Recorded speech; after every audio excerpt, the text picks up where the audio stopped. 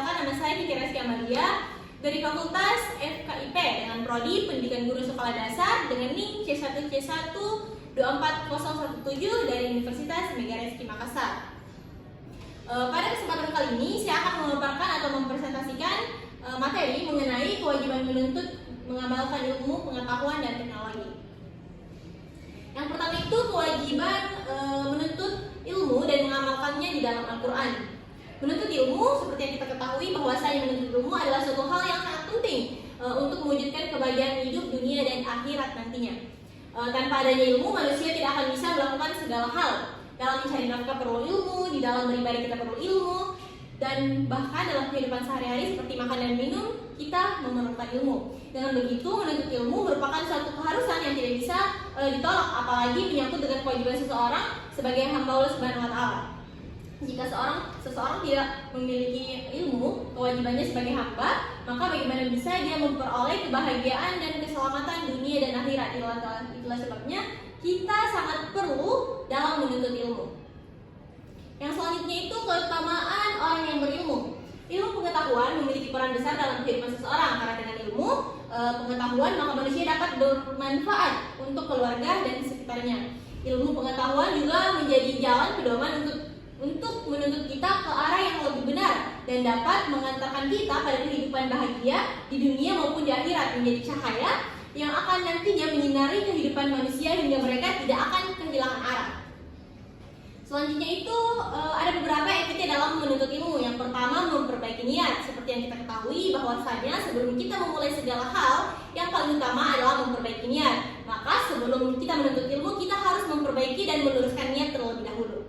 Yang kedua itu bersungguh-sungguh. Setelah kita memperbaiki niat, kita harus bertekad bahwasanya kita harus bersungguh-sungguh di dalam menuntut ilmu. Yang ketiga, tawakal. Yang keempat, menjauhi maksiat.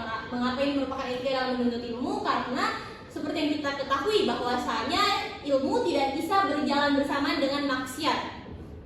Yang kelima yaitu berdoa. Setelah kita memperbaiki niat, bersungguh-sungguh dan lain sebagainya, kita harus berdoa, karena dengan berdoa ini merupakan salah satu bukti bakti kita kepada Sang Pencipta, bahwa dengan berdoa kita akan berserah diri dengan segala usaha yang telah kita lakukan di dalam menuntut ilmu. Selanjutnya, berprasangka baik. Ini juga merupakan etika dalam menuntut ilmu, karena dengan berprasangka baik akan membuat kita berpikir lebih positif kepada seseorang yang nantinya akan memperlancar kita di dalam menuntut ilmu. Nah, selanjutnya, memperhatikan materi. Di dalam menuntut ilmu tentunya kita pasti akan diharuskan untuk memperhatikan materi, karena ini merupakan salah satu tata cara di dalam menuntut ilmu. Yang selanjutnya itu jangan terlalu bertanya. Seperti yang kita ketahui bahwasanya di dalam menuntut ilmu kita harus lebih sering mengajukan pertanyaan atau bertanya mengenai hal-hal yang belum kita ketahui.